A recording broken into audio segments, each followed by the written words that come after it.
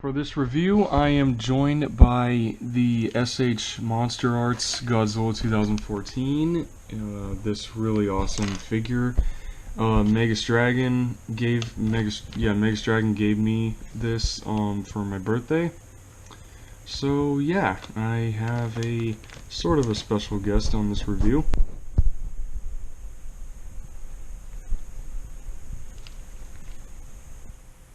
What you looking at?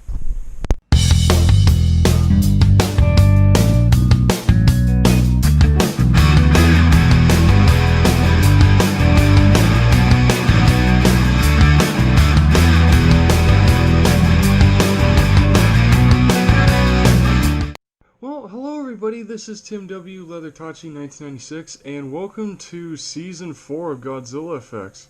You think I gave up on the series after 3 seasons? Well, no, I didn't, because there's a Godzilla from nowadays for the last, now that it's 2020, it's now like going on the last 6 years. So yeah, you'd really think I would end the series after, the supposed disappointing first American version? Yeah, no.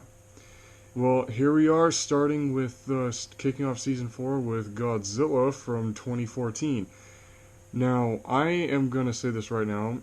This movie is getting a solid 10 out of 10, and I would recommend this to anybody who loves either.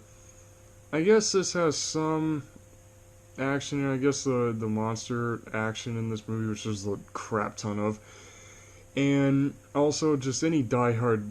I know I keep recommending a lot of the Godzilla movies to mainly diehard Godzilla fans, but this one, I do say, give it a watch. Definitely give this one a watch. It's not one of my top 7, but it kicks ass and it's great.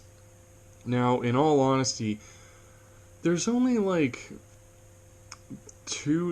3 cons that I can ever find with this movie. One of them is not an effects con, but it's a con with the movie, and 2 of them are effects cons. And I'm gonna get into that once the movie screenshots show up. And in all perfect honesty, I'm telling you this now. I just got done watching this movie about almost an hour ago, and revisiting it was super cool. It's been a while since I've watched it, so, and here we have now the monster that is in this screenshot and then the next one coming up. Now everybody knows the 2 new monsters in this movie, the Mutos. Now I love the fact that the name Muto actually got confused. I found out because they actually said it in Kong Skull Island. They said that MUTO stands for Massive Unidentified Terrestrial Organisms, but all y'all out there know that. I just love the fact that MUTO was given to not the 2 new monsters, Godzilla, Kong, and about every other monster in the MonsterVerse here. I love how the term MUTO is given to all the monsters as a whole, but then the name Muto was given to just the 2 new monsters in this movie. And the name stuck, and then for all the rest of the monsters, they call them Titans. I know I'm jumping ahead here, but I just kind of find that a little funny. And I love this. I'm so sorry I'm stuttering so much. I don't mean to. One crazy thing I do have to say about this movie is it's so. I mean, for 2014, the special effects in this movie, they're awesome. There literally is effects-wise, it's right up there with the Transformers franchise, I'm including Bumblebee. And you know what? I'm not gonna get into that. I've already ranted on one movie on why I hate the hate. Oh, believe me, I'm not gonna start doing it I'm not gonna do it to other movies. I'm not gonna start doing that to other movies. Yeah, see, here's a good shot. Well, this is the male Muto. There's a male and a female in this movie. And I just the guy and everyone who has seen this, which is practically almost every single Godzilla fan, it's just so funny. I love Aaron Taylor Johnson's reaction to the male Muto as it climbs up out of the nuclear reactor deal, the nuclear reactor fence. I love his reaction to it. It's freaking good. Right about as good as Naomi Watts from the 2005 King Kong, because her reactions to Kong and all the creatures is just die hard awesome. Like she really knows how to react to CG. But I do love the design of the Mutos. It's like Cloverfield mixed with Xenomorph. I don't know why. I get a lot of. I mean, the Cloverfield vibe is obvious, but Xenomorph in the color and the skin texture very remind me of like very Xenomorphish. And they explain in the movie that these things are giant parasites. Um, I don't know how to really take that because where do you get a 150 foot and a 300-foot parasite? I mean, aren't parasites usually tiny, like the size of a penny? Probably like the size of a penny or something like that, or the size of a virus, like a cell or something. Isn't that how big a parasite should be? I don't know. I just find it so interesting that they're saying that they say that the Mutos are giant parasites. They just look like giant bugs. I don't know whether to call these things bugs. They don't look like bugs. I mean, yeah, they got how many limbs? How many limbs does the male have? What, one, two? Well, the wings are counted as limbs. In with animals, they got 1, 2, 3, 4, 5, 6, 8 limbs. Like this thing's got 8 limbs, like a spider, I guess. But I don't know whether to call this thing an insect. It's not a bug, and it don't look like an insect any. So I don't really know what to call this thing. I mean, parasite just seems too bit of a stretch. I don't know why they call it that. But here we have like a great shot of how awesome the CGI is in this movie. I don't know, like I said, this movie gets a straight up 10 out of 10 when it comes to special effects because of how far CG has come since it was first introduced in the original Tron. And I think that movie came out in 1970 something. I don't know when the original Tron came out, but I do know that that was actually the very first movie to use CG in film. And just seeing how far it's come, and the Godzilla franchise has always been a pure example of how far special effects have come since 1954 to 2014. Here's 60 years, into Godzilla's, into Godzilla's history. And here is a great example. And I just so love, I don't know, the design of the Mutos. I love their design in the execution form because the lighting always matches, and I guess that's how you make a creature look really hyper realistic is the lighting matches. I love the design of the Mutos, and I love the fact that in this movie Godzilla actually has some monsters to fight, and they're original. Like this movie, it's its own story. I love that it's completely its own storyline, and it's new, it's original for a Godzilla movie, and I love that they did that. And here is Godzilla's design when he shows up at the airport. And this actually comes to like my first con with this movie. It's not an effects con, but it's a big con that I really do have with the movie, and some other fans do that I've watched their reviews of this movie, and they said that. And the con is that Godzilla has way too little screen time in his own movie. In all honesty, I really do agree with that. And I literally, not kidding, I timed how much screen time Godzilla actually has in this movie. Now, this movie is literally 2 hours and 3 minutes, and Godzilla has 10 minutes and 24 seconds in this movie. Yeah, that's very little screen time for the title character in his own movie. In all honesty, Godzilla should have gotten at least 20. He should have gotten at least 20 minutes of screen time, or at least 12 and a half, like he did in the TriStar film. Like, Godzilla got a lot more screen time in that movie, and that movie was 2 hours and 18 minutes. So yeah, that's like the one big con that I have with this movie. I mean, okay, showing off the Mutos, I have no problem with that. I don't have any problem with them doing that because they show those off. They show off those creatures a lot and how much destruction they can cause, and the EMP abilities that they have. I like I was saying, it was just I love the originality of this movie for a Godzilla movie. It's not like Godzilla comes from the ocean, attacks a city, another monster shows up, Godzilla fights it, he goes back in the ocean. It A lot of the '90s films kind of have that plot line. This movie doesn't. I mean, I I guess this movie kind of does, but Godzilla does not attack us. He does not really attack a city. He doesn't do it on purpose. He does it by accident, really, because of the fact that in this movie he literally stands 350 feet high.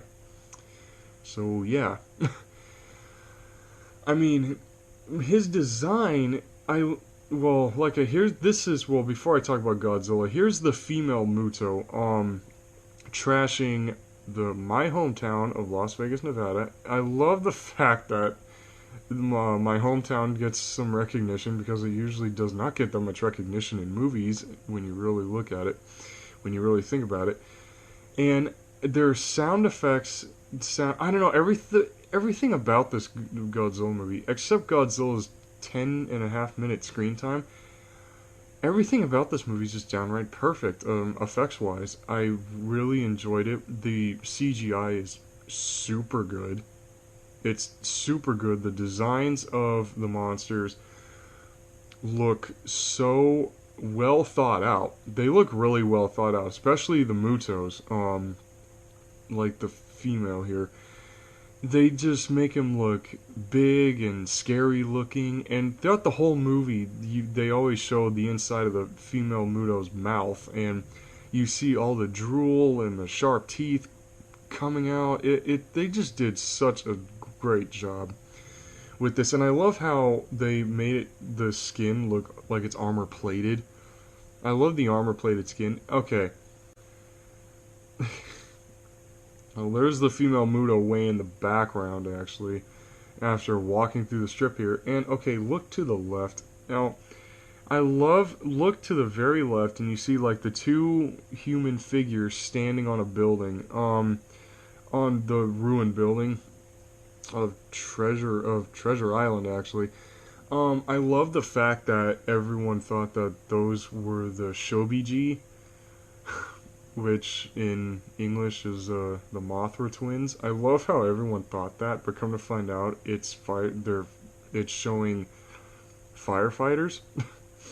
It was the firefighters that walk into that suite when they look out at the destruction. I love that. That's come to find out that's who that is. It's not the Shobiji at all. It's firefighters.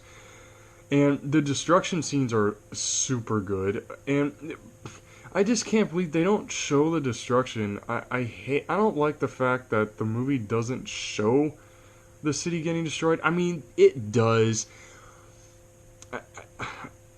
I'm sorry. It's just the director of this movie, Gareth Edwards. He did great on this movie. I really give him props that he made a good Godzilla movie, but the cons, there's no effect. There's only one effects con. I can actually no. I guess two effects cons because one relates to the special effects in the movie. I say 1.5 effects cons really, but the other con that I have with this movie is that it cuts away from the destruction. Like when the monsters show up, it cuts away from the destruction, and then you see the destruction, but it's on like drone cams and UAV cams and news footage. Like, that's okay. It's fine that you're showing it, but show it how you were. Just do it the way it's usually done. Like when Godzilla fought the male Muto in Hawaii, literally an hour into the movie, literally, I'm not kidding, Godzilla shows up 55 minutes and 55 seconds into this movie. Yes, I have actually timed it when Godzilla actually shows up. It takes 55 minutes for him to actually show up in his own movie. Anyways, it's like he shows up, roars at the male Muto, which is cool, and then it cuts to the main human character's wife and son watching the fight on the news, and it's like, okay, it's cool that they're showing the monsters fight. It shows them, vividly shows them, but it's like they should have just shown it in the city still. Like, they could have kept it going. Like, the momentum just cuts. The momentum of the movie just cuts, and it's not distracting, but it's kind of like, oh, come on. But that's how Gareth Edwards works. When you see, this is actually, fun fact, this is actually Gareth Edwards' second ever movie. The first movie he did was Monsters, 4 years prior to this, in 2010. And yeah, the monsters, which are aliens, they barely get any screen time in the movie. I mean, the movie's called Monsters, and the monsters literally only have like 3.5 minutes out of an hour-and-a-half movie. So yeah, when you have, it's the guy's directing style that shows, and it's like when they do. Okay, I know I sound like I'm hating on this movie, but it's just obvious. I'm only stating the obvious about this movie, and I am so sorry. Sorry about that, folks. I'm like I'm going short. I'm like, oh my god, I am so sorry. The one, I know I said how low Godzilla's screen time is and whatnot. I know it is kind of disappointing for a 2 hour and 3 minute movie, but when they show Godzilla, you're not disappointed. That's one plus I do gotta give this movie is when they do show Godzilla, you're not disappointed. When they show him, it's awesome. And then the screenshot before this one. Oh, and I'm actually gonna say, and yes, there's the meme about the male and female Muto. Still a better love story than Twilight. I just had to mention the meme, the internet joke. I had to do it because it's the screenshot in particular. So yeah. Anyways, the Golden Gate Bridge scene that was before this. It's like one of the few times in the movie they actually really show Godzilla. I mean, most of the time they show like his tail there, his head there, his dorsal fin sticking out of the water. It's like, oh, okay. And once again, this whole movie, in the daytime here, it takes place in the rain. It's like, I don't know why they love putting Godzilla in the rain so much. But yeah, while Godzilla's walking away hunting the Mutos are busy grabbing nukes and trying to reproduce and lay eggs. It's like if Godzilla was really hunting these two, one of them would have been dead halfway. One of them would have been dead by the time they all got to San Francisco. And oh hey, speaking of Godzilla, and one thing I really do, his design, okay, the Muto's design I really like. Godzilla's design, I love the fact that they actually stick to the original 28. They do. I love that they do that. But the bulkiness, I don't know, he kind of reminds me of, like, the Heisei era mixed with 2000. He's like 1994 mixed with 2000, and what I mean by that is he's bulky, very very bulky, like 1994 is, and he has the skin texture and the dorsal fins of 2000.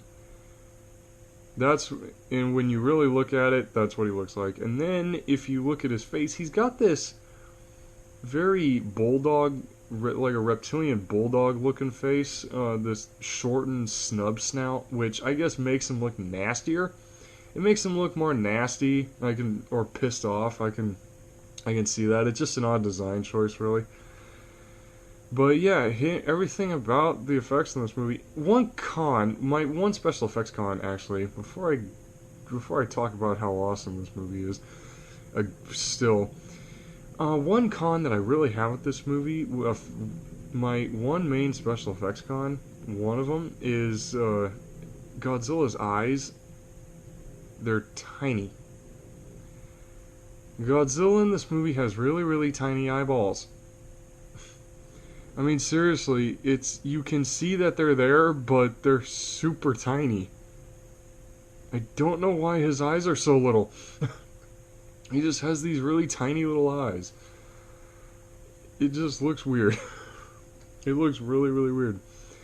And also, my other effects con is it's actually in the screenshots. Actually, in the screenshots before this awesome piece of work right here. What happens? The screenshot before this one, when Godzilla comes up, the male Muto charges at him, and as they both start to fight, they cut away from it again. And I'm sorry, that actually can be counted as an effects con, because when you're showing off the monster battles, you're showing off the amazing special effects of the movie.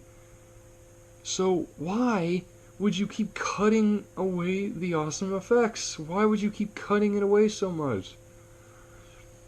But when you really watch the movie just builds up to this, into the last literal 20 minutes of the movie, to this whole monster battle where Godzilla.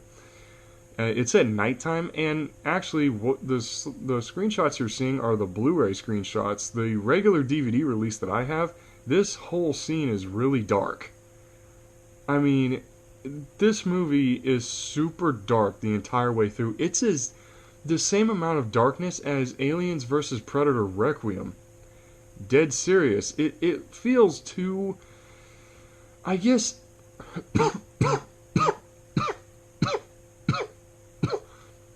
Sorry about that, folks.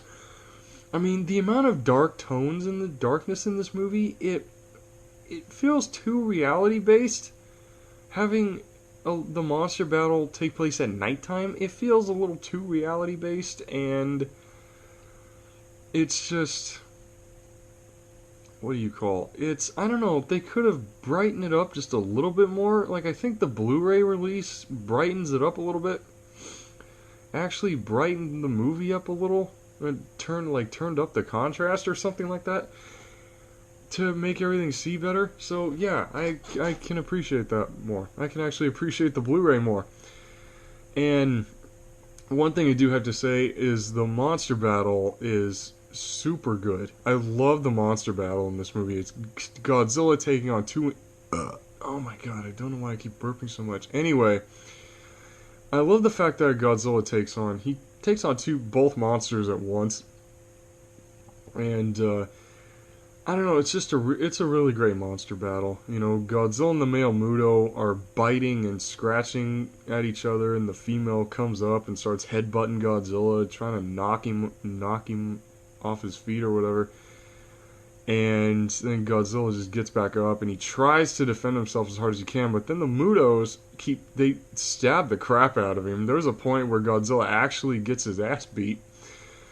And when he goes down, the Mutos, they both start stabbing and punching and just beating the living crap out of him.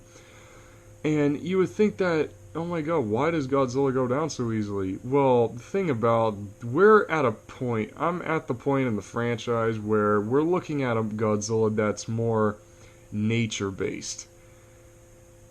And literally, what I mean by that is, when the designers were trying to design Godzilla for this movie, they said that they wanted him to look like the ones from Japan.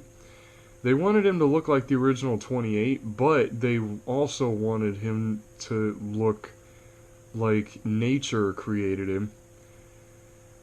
So, yeah, an animal's not going to be super overpowered and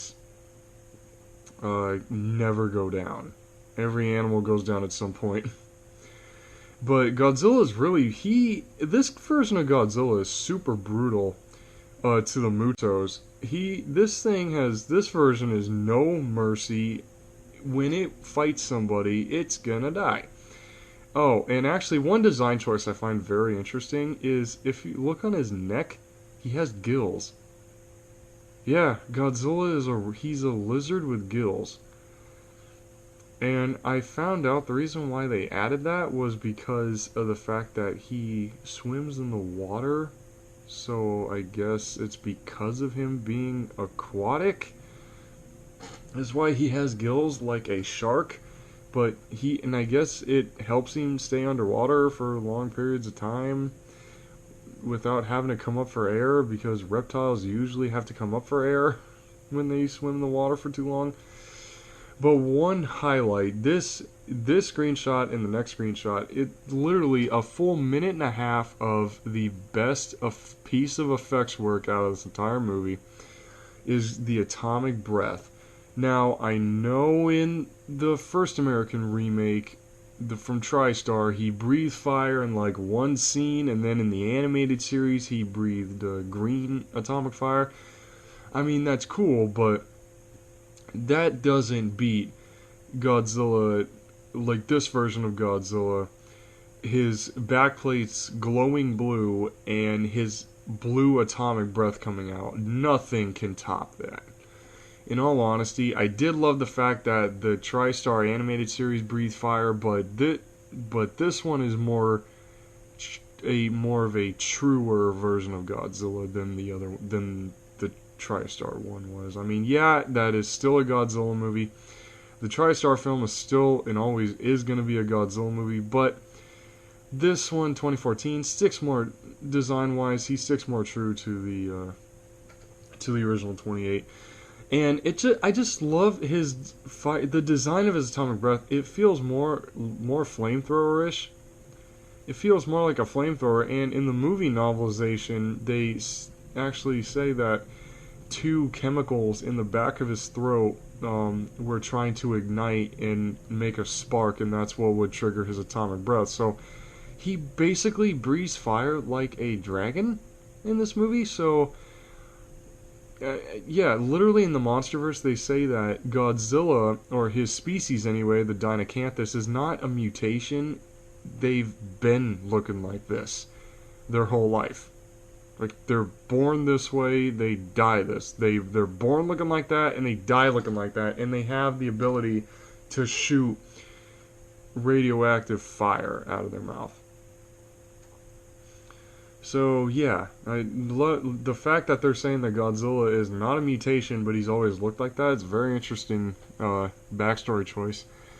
But yeah, the atomic breath is one great piece of effects work. I remember back in 2014 when my mom and my dad took me to go see this, we all cheered. It wasn't just us three. Everybody in the movie theater that was there, everyone, including my parents and I, we all got up and cheered when he fired his atomic breath at the female Muto, because that's what Godzilla does. That's what he does. So, and just the fact that they threw it in here is awesome.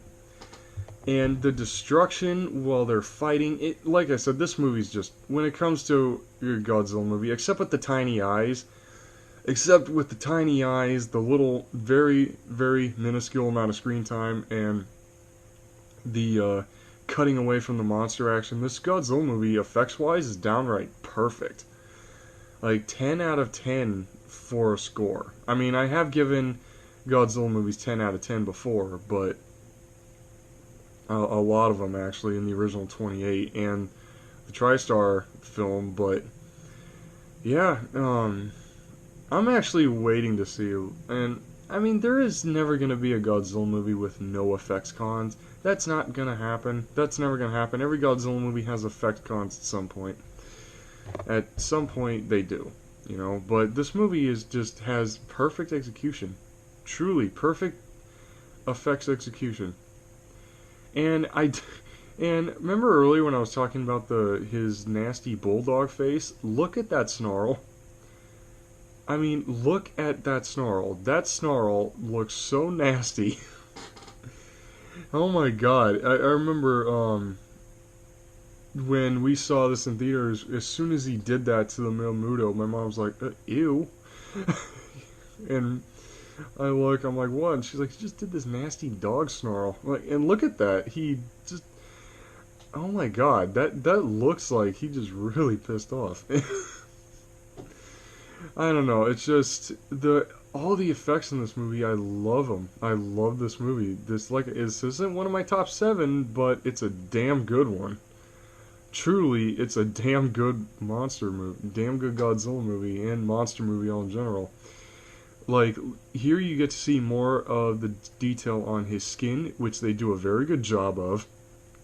I mean, MPC, who would later do all the CGI for the Jungle Book remake from Disney, they really put a lot of time and effort into making sure that this Godzilla was badass, looked awesome, and the movie as a whole would be amazing. They put so much time and effort into the visual effects, and I like that. And here we have the female Muto again. And what's so funny is the male Muto, after the dog snarl screenshot, the male Muto dies by Godzilla slamming his tail into a building, and a piece of debris goes through the Muto's chest and comes out the back of its head. And that was from one tail hit. So, yeah, Godzilla's pretty brutal when it comes to these Mutos. And they actually explain that the Muto is one of Godzilla's Deinacanthis's most mortal enemies. Like, they, ever since prehistoric times, they were always at war with each other. Like, the Muto is Deinacanthis's competition, natural species competitor or whatever. Yeah, literally that's how they explain these two monsters, and the reason why that they're here is because the two Mutos hatched, and then Godzilla's got to come and destroy them because they think they're going to take over his territory. So yeah, the monsters in this movie are very animalistic, very nature based, and I really like that. Like, grounding Godzilla, bringing him more down to earth, really, instead of taking him to the extreme like the original 28 has. When it comes to the female Muto, she's actually, both the Mutos are really badass. Like, they get a lot of respect, a lot of love in this movie, and they have a lot of good moments. Especially during the monster battles. And it just, the armor plating on these creatures is just, wow. Like, they really tried to make it like they're just an original design, which is awesome. And then we have how the female Muto dies right here. And it's just so funny, Godzilla is a ninja in this movie. He sneaks up behind the female Muto without Aaron Taylor, without Ford Brody, or the female Muto even hearing him, and then he grabs her, rips her mouth open, King Kong style, and then shoots atomic breath down her throat. Literally, this screenshot has officially been called the Kiss of Death. And the name holds true, and Godzilla just melts the female Muto's head off, and yeah, Godzilla's really brutal in this movie when it comes to the two kills. He's very brutal. I mean, seriously, atomic breath down her throat, melting her head off. It's just oh my god. Like, Godzilla's just really brutal in this movie when it comes to enemies. But hey, this is the MonsterVerse Godzilla, so yeah, this new version of Godzilla is extremely, just, he's big, he's bad, and he's nasty, and he's very aggressive. Well, towards other monsters he's aggressive, but he apparently does not pay humans any attention. He literally probably doesn't even know humans exist. Because he's so focused on listening to his alpha predator instincts and going after the Mutos the whole movie. It's like he doesn't even notice people. Well, he had eye contact with Dr. Serizawa. Yeah, the character Dr. Serizawa is back in the franchise now. Even though we have not seen him since the very first movie from 1954. So, yeah. And one thing I really do like is... before I even get into that, before I finish this review off, I want to say, after Godzilla fights with the Mutos, when he falls to the ground, when he collapses, I thought he died. I'm not kidding you, I almost cried when Godzilla fell to the ground. I started to cry because I literally thought, oh my god, Godzilla gets a second American remake and they kill him off again. They kill him off again in the second American remake. But no, he gets back up and then he walks into the ocean. Pretty much like every other movie. Pretty much like every other Godzilla movie. And I love the fact that the movie ends with him. The movie ends with the title character, just like how Kong Skull Island, before the end credits, the movie ended with Kong. And this movie's no different. This movie ends with Godzilla. I love that it does that, because it's showing the title character a lot of love and respect. Showing the title character a lot of love, really. And even though this whole shot was CG, it is just amazing. The detail that they put on the buildings and the atmospheric haze, like the sunrise in the background, and Godzilla's amazing skin texture. This is just a downright great Godzilla movie, all in general. Like, except for the little screen time, the tiny eyes, and the cutting away from the monster fights. The tiny eyes thing, you can hardly ever, notice. But, everything else, it's noticeable, and it's like, okay, it's like, you get to a point where, like, can you just show Godzilla already? Like, that's the whole reason why I'm watching this movie. But you also got to give the Mutos some love, too. They were really awesome monsters. They really were. Let me just get back to the poster here. So yeah, Godzilla 2014, it's a really amazing Godzilla movie. 10 out of 10, like I said, for the score. And yeah, any diehard Godzilla fan, and I know there's some Godzilla fans out there who have not seen this yet, so definitely check this movie out because it kicks ass. So yeah, those are my thoughts on Godzilla 2014. Please subscribe to not only this channel, but to my buddy Megas Dragon for the awesome new Season 4 logo. And also, he subscribed to the movie reviews library, because Megas Dragon and my boy Alan are with me on that channel. So yeah, the links to those two channels will be in the description below. So please, leave a like, hit the bell, keep watching, recommend me to your buddies or your family members. So, just please subscribe. It's 2020. You all get the idea with how YouTube works. We all know how it works nowadays. So yeah, I hope you guys enjoyed this, and yeah, you all should know by now that the other 3 times I've said that this was the last episode of Godzilla Effects, you guys should all know by now that I'm not giving up on the series at all.